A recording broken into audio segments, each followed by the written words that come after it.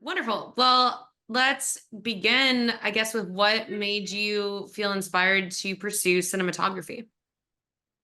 I was really interested in the arts. I was I did a lot of theater in high school, and when I got into college, I didn't actually know what I wanted to do. I was either going to go into the sciences or I was going to go into like some kind of arts. So I was either going to become a doctor or I was going to go to film school. And like at UCLA film school, I couldn't figure out if I was going to be able to get in because it's pretty rigorous back then, and it still is. And so I kind of like applied for both kind of, I did classes that would fulfill both. And the thing that I got into film school luckily, but the thing that I loved about cinematography was that it there was a lot of things that were technical at the same time as being artistic and creative. You went to UCLA. What was your journey like after graduation? Well, after graduation, it was pretty tough, like I didn't know anybody. And like that's always the first step is like kind of meeting people.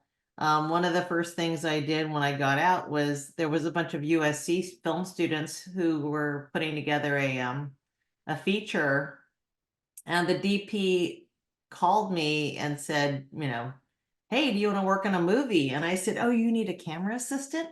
He said, I've got camera assistants coming out of my ears. I need grips and electricians.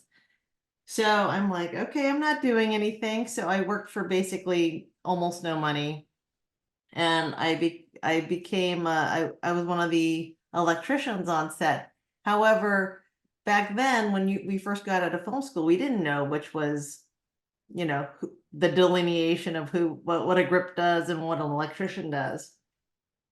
So it was a big learning experience. And by the time the feature was over, I was the best boy and I was tying into the power at the location and stuff like that. But that's kind of how it started. And then I started working more and more as an electrician. Later on, became a gaffer, bumped up to being a gaffer, and then as well as shooting independent films on the side. Mhm. Yeah. How has your time working in electrics, being a gaffer, informed your work as a cinematographer? I think it's informed it a lot. Um, I feel like learning about the lighting, it became kind of second nature, and I would kind of it was also a comfort to me, going into a space and just figuring out what to do.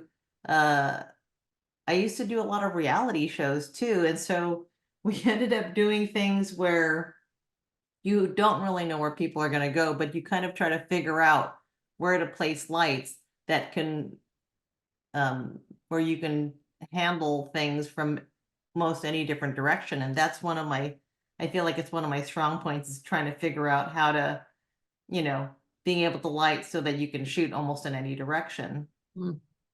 And it's really helped me like currently because I do a lot of multi-camera sitcoms and I'm shooting with four cameras at the same time. And usually it's a proscenium, but they're looking every which way a lot of times, and so it's very helpful. Yeah. Does there feel like there was like a defining moment where you kind of passed over from the electric side into the DP side? And, when did you and how did you decide when was the time to kind of focus in on, okay, I need to start turning down electrics work and like really go for the cinematography position? So I have very distinct memories of like knowing the exact moment when I decided like I didn't want to be an electrician anymore and I wanted to just be a gaffer. And then I remember the moment when I didn't want to be a gaffer anymore and I just wanted to be a DP. Hmm. And like when I was working, I was rigging on the Princess Diaries, and I remember um, the entire rigging crew was a bunch of out of work gaffers. And we were told by the rigging gaffer, okay, do this, this, and this. And then basically all of us who were there were just like, why are we doing it this way? We should do it this way, or we should do it this way. Everyone had their own opinion about what it should be. And it almost became too much for me. And I was just like, this is okay, I need to stop this. Because if Mhm. I'm complaining about, doing something someone else's way, I need to stop doing this. Yeah. And then I remember the moment when I decided I didn't want to be a gaffer anymore, which was I was basically the only crew member, like doing some small wraparound thing, and it was for I think it was like for the MTV Music Awards or something, and it was just like a little interview setup. And I remember showing up and like having to move everything by myself. And, the DP was talking, basically the DP was just standing there talking to everybody. And then I had become so used to like being in charge as a DP. Mhm.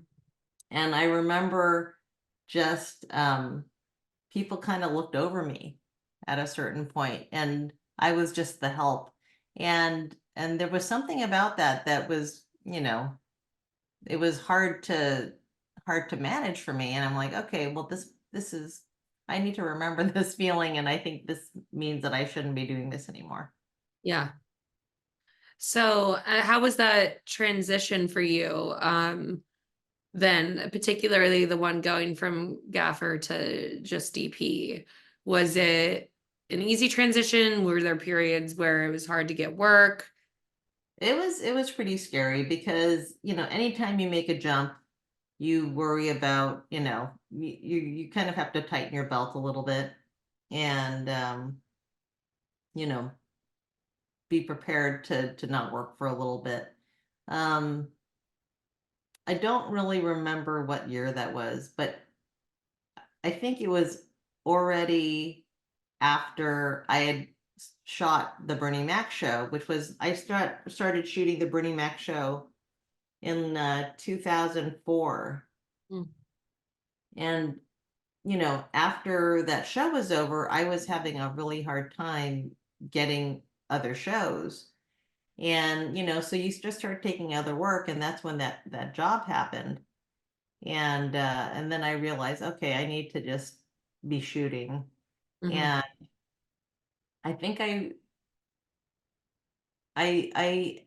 can't really remember what exactly I did, but I did get an agent, but I had to keep on, you always have to drum up work for yourself. Like when you're starting out, the agent isn't going to do anything for you. You have to kind of be marketable, and you have to be the one to really, you know, do all the things you need to do, all the networking to make it happen for yourself and to make yourself marketable. Yeah. So I don't know. It was a really tough time, and fortunately, I found the path, Yeah.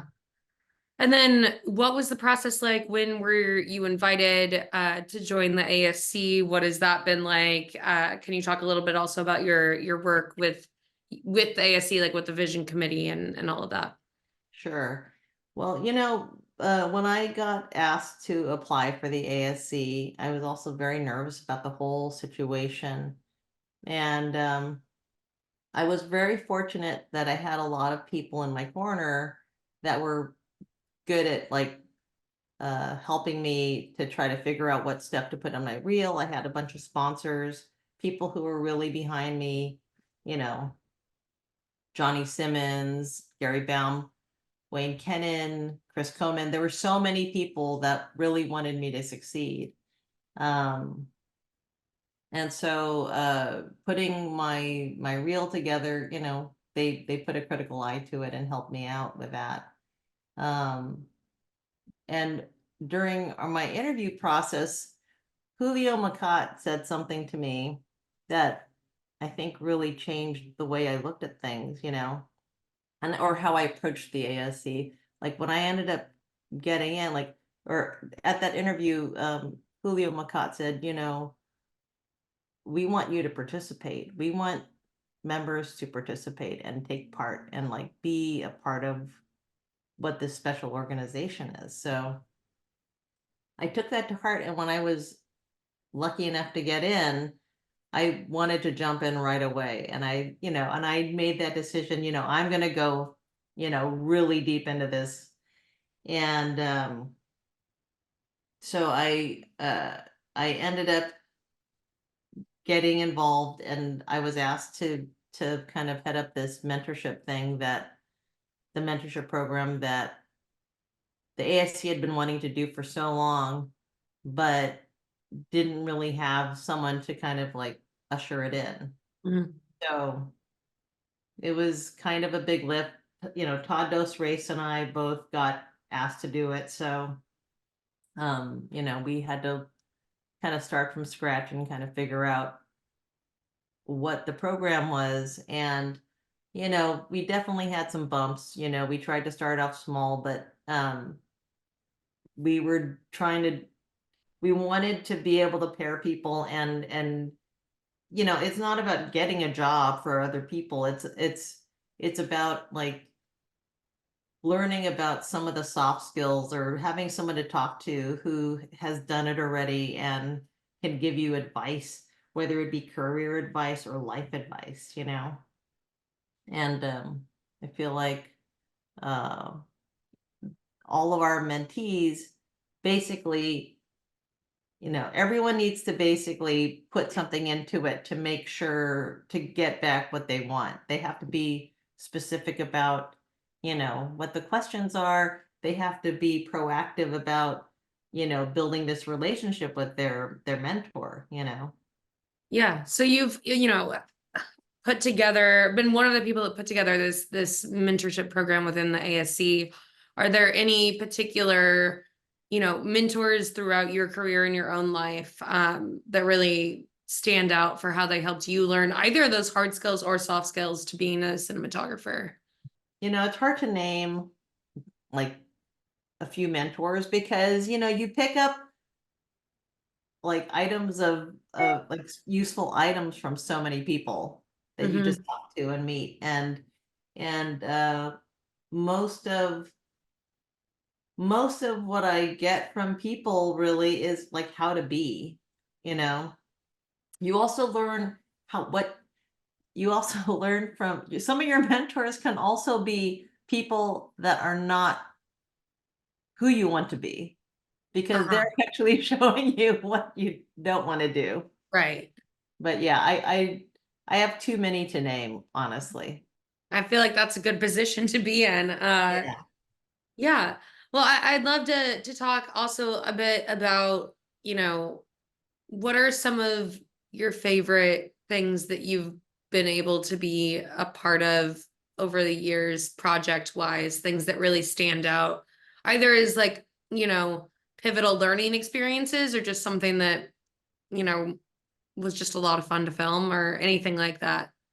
Right. Well, I can't it's hard to pick, because like there's so many things that you get from each show that you work on. Hmm. The Bernie Mac show, my very first show that my very first network show that I got to do, I learned so much there. I learned how, you know, it was an experience of learning how to manage your time, how to manage a crew, like a pretty decent sized crew, and to be prepping and shooting and like doing pickups for other past episodes. Like I had so many plates, so many balls in the Right. air basically.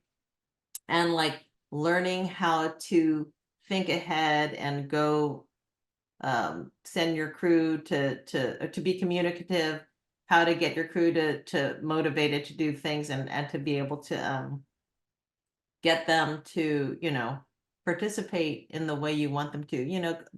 Our crews are everything. Hmm. And uh and it's about allowing people to bring what they have to any show. and people get really excited when you're excited and when you're inspired, and it was um a great learning experience for me. Plus, Bernie Mac was like an amazing person. And a lot of the crew that I met on that show, I still work with today, and it was 20 years ago. Yeah. I think, I don't know, I have fondness for so many different shows. Like you form a Yeah. family on every one, and everyone is a different challenge, Mhm. Right now I'm working on Bob Hart's Abishola. I feel like we have a really great family there, and it's hard to I don't know, it's hard to choose. They're all your babies. I remember even working on Mad About You. I was doing a reboot of Mad About You, and that was a show that I used to watch all the time when I was, younger. And so that was also kind of like a cool thing for me. It's special in a different way. And to see these people that you kind of grew up watching and being part of it again, like all of a sudden you become part of the story. Yeah, that sounds pretty amazing. Yeah. Well, do you have, any advice for people earlier on in their journey, particularly, non-male cinematographers, but also just general advice for, you know, the next generation? Yeah, my advice is to keep pushing yourself, um, and to try to make opportunities for yourself. Um, a lot of the things that I would have liked to have known when I was younger is, I wish I learned about, or I wish I had more confidence when I was younger. Hmm. And like having that confidence is the thing that will help pull you through so many things. Like it'll help you when in your interviewing process, it'll help you in your communication. It helps in so many ways, and getting people to listen to you, Hmm. you know? So Right. it's like, how do you teach confidence though? But believe in yourself, you Yeah. know, keep honing your craft, and just know you're gonna have to work your ass off to get where you need to go, and then put that effort in, find something that makes you more special. Right.